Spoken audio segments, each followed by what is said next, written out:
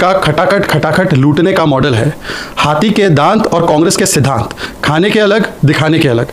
कांग्रेस देश भर में ढिंडोरा पीटती है महंगाई का, और अपने राज्यों में जैसे कर्नाटका हो गया, जैसे हिमाचल हो गया, वहाँ पर कमर तोड़ महंगाई बढ़ाने के लिए, आम आदमी को, कॉमन मैन, मिडिल क्लास और किसान को कुचलने के लिए पेट्रोल और डीजल के दाम बढ़ा देती है।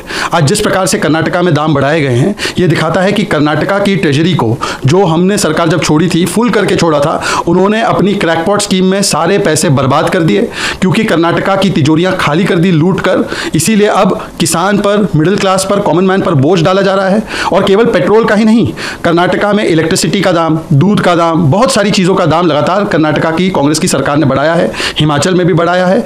आज मैं सवाल पूछना चाहता हूं इंडिया अलायंस के उनके तमाम जो साथी है उनसे, कि जब वो महंगाई की बात करते थे, एक तरफ प्रधानमंत्री नरेंद्र मोदी जी ने तो पेट्रोल डीजल पर दो बार एक्साइज ड्यूटी काटी, सिलेंडर के दाम काटे, और दूसरी तरफ कभी कांग्रेस कर्नाटका में, कभी हिमाचल में जिजिया टैक्स लगाती है कॉमन मैन पर, तो उसके ऊपर आज ये लोग खामोश क्यों है, शांत क्यों है? आज सड़कों पर वो क्यों नहीं आए?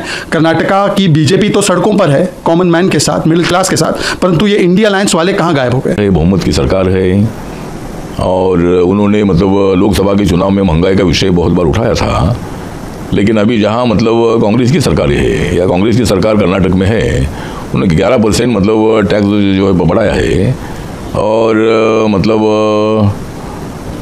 अनेक लोगों को तकलीफ देने का काम उन लोगों ने किया है। तो जिस तरह महंगाई बढ़ती है उसके लिए राज्य भी जिम्मेदार होता है, और इसीलिए मुझे लगता है कि उन्होंने वहाँ अपने स्टेट में ज़्यादा महंगाई बढ़ाने का काम किया है, और इसका हम विरोध करते हैं। 3 रुपये महंगा हुआ है सर, आम आदमी की जेब पर असर पड़ेगा? 3 रुपये प्रति लीटर। हाँ, तो जब पेट्रोल डीजल में जब बढ़ोतरी होती है, तब जो सब्जियां है, बाकी के जो अनाज है, या आम आदमी को बहुत बड़ी तकलीफ होती है, और पेट्रोल डीजल के भाव बढ़ने से अनेक भाव बढ़ जाते हैं। तो इसीलिए मुझे लगता है कि आम आदमी को, मिडिल क्लास के लोगों को तकलीफ देने वाला निर्णय है। तो इसलिए कांग्रेस पार्टी ने इस पर जवाब देना चाहिए, राहुल गांधी ने जवाब देना चाहिए इस पर। 3 रुपये पेट्रोल, 3.25 रुपये डीजल, किस तरह से देखते हैं? सारे देश को वैसे ही देखना चाहिए। राहुल गांधी ने कहा था खटाखट खटाखट फटाफट, तो खटाखट फटाफट 3.25 रुपये का बोझ पड़ गया। आलू, प्याज, दाल, रोटी, सब्जी, फल, अंडा, हर कुछ कर्नाटक में महंगा। खटाखट फटाफट फटाफट, देश देखे, ये पहली बार नहीं किया है, हिमाचल में भी यही किया था, यहाँ भी यही किया था। कहाँ गए गरीब? अब तो महंगाई खत्म हो गई है ना।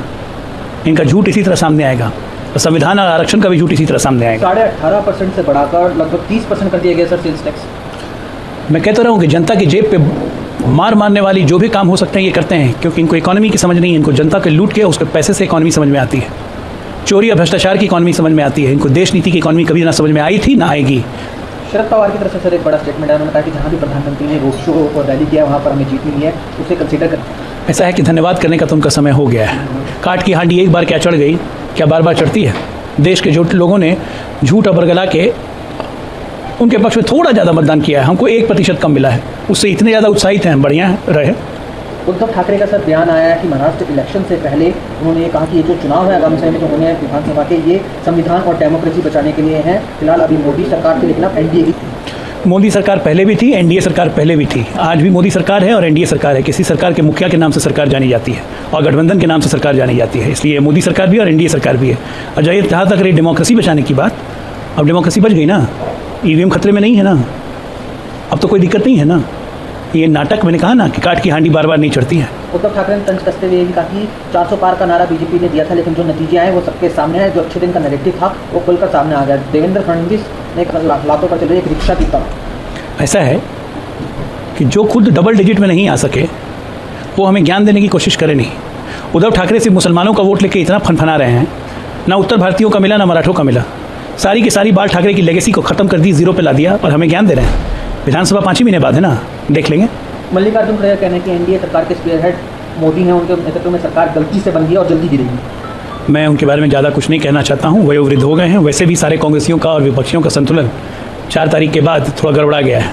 हमें देश में अवसाद स्पेशलिस्ट बढ़ाने पड़ेंगे, कुछ बेडों की संख्या भी बढ़ानी पड़ेगी। दिल्ली हाई कोर्ट ने सुनीता केजरीवाल को निर्देश दिया कि वो सोशल मीडिया पर दोनों केजरीवाल की कोर्ट की वीडियो डाली है उसे। अरे कोर्ट भी थक जाएगा, लेकिन ये आम अराजक पार्टी नहीं थकेगी भाई। कोर्ट के कितने निर्देशों का इन्होंने पालन किया, दिल्ली की जनता को पानी तो पिला नहीं सके। हाँ, केजरीवाल, सुनीता केजरीवाल शीश महल में अच्छे से पानी के साथ बागवानी अच्छे से कर रही होंगी।